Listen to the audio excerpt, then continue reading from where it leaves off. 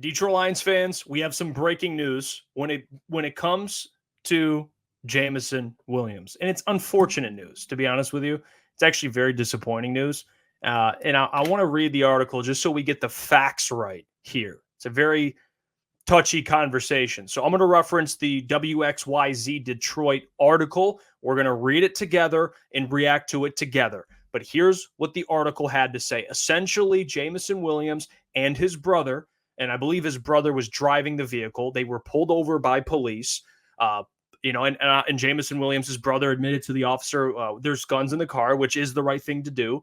And, the gun that was under Jameson Williams' brother's seat was registered to him. He had a CPL.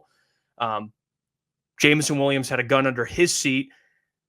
It was registered to him, but he did not have a CPL. So here's the article. We're going to read it together, just again, so we get the facts straight. And then I want your guys' thoughts. Please comment down below and share them. But here's the article again, and we'll start it off by kind of reading. It's by Ross Jones. Here's the thing. So 2 weeks before he was suspended for violating the NFL's performance-enhancing drug policy, Detroit Lions wide receiver Jameson Williams was nearly arrested by Detroit police over a gun found in a vehicle. Now, as a result of questions by 7 News Detroit, the department is investigating why Williams was released from custody after officers planned to take him to jail. The star wide receiver came into contact with police. When police pulled over a vehicle. It was at midnight on October 8th when police pulled over a vehicle being driven by Williams' brother near the corner of Connor and Jefferson Avenue. When questioned by an officer, Williams' brother disclosed that there were 2 guns in the car. The first one laid in the back seat, while the second, according to police, was under Williams' seat. So, excuse me, I misspoke. It was in the back seat, Williams' brother's gun. Officers found that the gun in the back seat was registered to Williams' brother, who had a concealed pistol license, or CPL. While the gun under Williams' seat was registered to him, he did not possess a CPL. The officer concluded that was a problem, obviously, and told Williams he was going to be taken into custody for carrying a concealed weapon. It's clear, and there's body camera footage of this, by the way, which you guys can watch. It is clear from body camera footage that the officer does not know who Williams is, but repeatedly the wide receiver would remind him, quote, "I play for the Lions, bro. I'm Jameson Williams," he said at one point. Minutes later, he said, "Bro, I play for the Detroit Lions," which minutes after he said once more, "Bro, I play for the Detroit Lions." The officer told Williams that his position did not influence whether he'd be arrested. At one point during the stop, Williams' brother told police that the gun belongs to him, but later on, Williams would admit the gun was his. I got the gun for protection," Williams said. "Do you guys know where I live at? Detroit." Williams was handcuffed and placed in the back of a squad car. In an interview on Monday, Detroit Police Commander Michael McGinnis supported the officer's actions. "I feel that there was probable cause to arrest, and he was under arrest by the patrol officer," McGinnis said. "And because of that, he should have been conveyed to a Detroit detention center and processed, but Williams wasn't taken to jail. Instead, a supervisor was called to the scene. The department says that's not unusual for a high-profile stop and is a precaution to make sure that policy is followed in cases that could create media coverage." Within a few minutes, a sergeant arrived on the scene. Unlike the responding officers, the sergeant was a Lions fan and immediately recognized Williams' name. Body camera footage also showed that the sergeant's cell phone wallpaper was the Lions logo. Over the next 30 minutes, a sergeant would make a series of phone calls to higher-ranking officials trying to determine if Williams needed to be arrested or if the driver's CPL covered both his and Williams' gun. At one point, the sergeant is seen leaning in to one of the arresting officers whispering, "I'm so mad at you too." Commander McGinnis, who reviewed the body camera footage, said he believed the sergeant was referring to both arresting officers in a jovial way. After conferring with multiple supervisors, the sergeant makes 2 more phone calls, and it appears Williams is about to be taken to jail. "Be advised, he's coming in." Quote, these are quote, "You might want to make special accommodations," the sergeant says in one phone call. He's going to be going for carrying a concealed weapon," he says in another. But minutes later, everything seemingly changed. The sergeant spoke to a lieutenant who said Williams should be released from custody. The lieutenant's side of the conversation cannot be heard. "Okay, beautiful. I'm good to let him go," the sergeant asked before hanging up. "You're a fucking hero," probably is what was said. "Thank you so much." Williams would be taken out of handcuffs. His gun was returned. A police report was not written and no warrant request was submitted. Guys, and there's other information here. That's, and that's the gist of it. Here's Williams' attorney statement, Todd Flood. He said, on October 8th, my clients were pulled over for an alleged traffic violation. During the course of the stop, my clients were both cooperative and respectful with the police officers with the 2 pistols that were found in the vehicle. They were both properly registered, and the driver in the vehicle had proper credentials to carry them. We have cooperated with law enforcement and will continue to do so. And here's the thing, guys. And I wanted to read that so you guys get the full context of really the entire situation rather than me just speaking on something without giving you the actual context. This is before the suspension, by the way. This is not good. It's just not. And there's nothing wrong with carrying, a pistol on you if you have a CPL. The problem is he did not have a CPL. So, and his brother tried to kind of cover for it and was like, well, it's mine. And then Williams admitted it was his.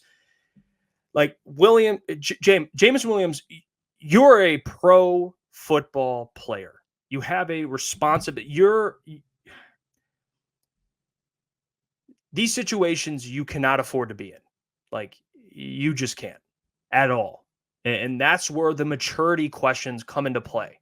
Like, self-awareness. That's where these questions come into play. No one is ever questioning his talent. You just cannot. He is very talented. He is a hell of a football player. But once you get into the league, you have to learn how to be a pro, right? If you want to play in the NFL, the average NFL career is what, 3 years? Like, you want to play in the league for 10, 15 years, make a lot of money, and leave a legacy behind? You can't get in trouble for these types of things. And you know what? He's very lucky. The officers and the supervisor who came to the scene was a Lions fan. And I know he reminded the officers, bro, I'm Jameson Williams. Bro, I'm Jameson Williams. I play for the Lions. But like, these situations he cannot afford to be in. He's held to a different standard. He is Jameson Williams, the young, up-and-coming superstar. This isn't a guy that plays no snaps or someone on the practice squad. Like, he is a high-profile player, and he's lucky that he is that player because he can get away with things like this. If this wasn't Jameson Williams, that he would have been arrested. That would have been it. You're carrying a weapon. You don't have a CPL. See you later. You're going to jail. But because of who he is, he got off with this. And honestly, he's very lucky. Okay? He's very lucky. This has to be a learning lesson. And we say this all the time with him. This has to be a learning lesson. He could just, JMO, no one else on the team is going through this. You are the only one. You are the only one. This isn't a common thing. And guys are found in different, I mean, there's, if you guys remember, Jack Jones had a gun bringing to an airport. It's not the same as that, obviously.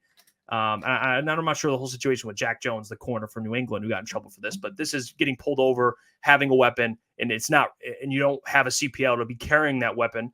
That's a whole nother thing, but it's irresponsible. It shows immaturity. And then following that, the suspension happens with the performance enhancing substance. So that's a whole nother thing for 2 games. It just seems like he can't catch a break. And it's not because it's everyone else's fault. It's Jameson Williams' fault. It's all his fault. Like the PES, his fault. This, his fault. The betting, although it's BS, his fault. There has to be a level of accountability. And I think he already came out with a statement about the PES suspension, and he took accountability. So I'm not trying to harp onto that. But it is very disappointing, dude. He's got to get his head on straight.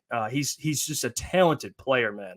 And no one's denying that. But when you read stuff like this, it's disappointing. It just is. Like, they had every right to take him to jail and every right for him to be processed.